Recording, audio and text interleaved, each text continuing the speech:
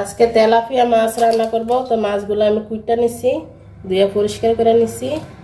আর মাছ রান্না করবো এই যে ফুলকপি দিয়ে। এই যে আমার আব্বা এগুলো আনছে ফুলকপি, গরমের ফুলকপি। তো দেখতে থাকেন, সাথে থাকেন। মাছ ধুয়ে আমি হলুদ আর লবণ দিয়ে মাখায় নিছি। তো মাছ ভাজা নিব। এখানে আমি কফি কাটটা নিছি, কফি কাটটা ধুয়ে নিছি। তো তেল বসাই দিছি, মাছগুলো ভাজা নিব আগে।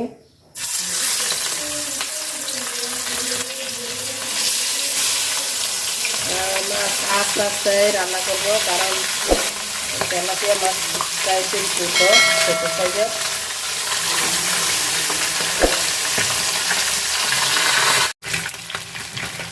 মাছ ভাজা হয়ে গেছে। তো মাছ ভাজা তুলে নিব, আর দুইটা আছে বাজার বাকি, ওইগুলো ভাজা নিব।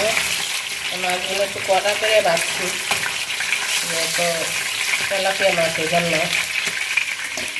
এই কিছু ভাজা নিব। মাছ ভাজা আমার শেষ, তুলে নিছি। মাছ ভাজার তেলে আমি তরকারি রান্না করব, পেঁয়াজটা দিয়ে দিব।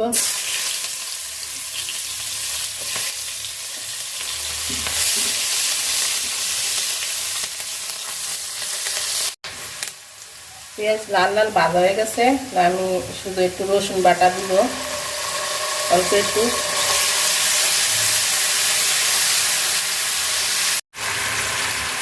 রসুন বাটা হালকা একটু ভাজা আমি সব দিয়ে দিছি, হলুদ গুঁড়া, মরিচ গুঁড়া, একটু লবণ।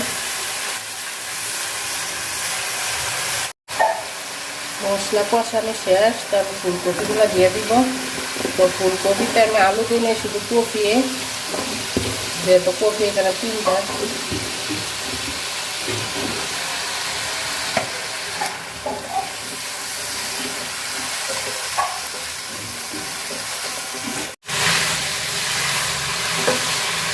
ফুলকপিগুলো আমি সুন্দর করে কষাই নিচ্ছি, ভাজা ভাজা করে নিচ্ছি একদম।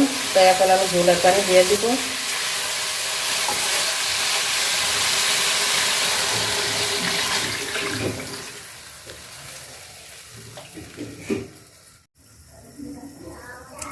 তরকারি অর্ধেক সিদ্ধ হয়ে গেছে। তো এখন আমি মাছগুলো দিয়ে দিব, বাকি সিদ্ধ মাছের সাথে হয়ে দেব।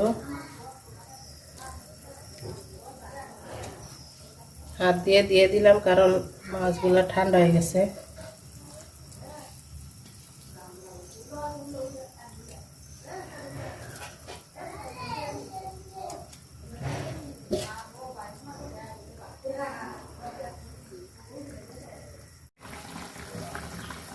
তরকারি আমার প্রায় হয়ে গেছে। মাছগুলো একটু উল্টাই দিতেছি ওই পিঠের জন্য। আর আমি কয়টা বিলাতি ধনিয়া পাতা দিয়ে দিব।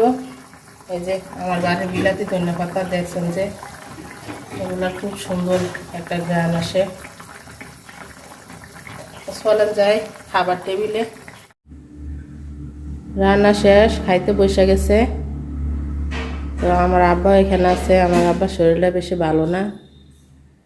এই যে ভাত, আজকে বেশি কিছু রান্না করে নাই।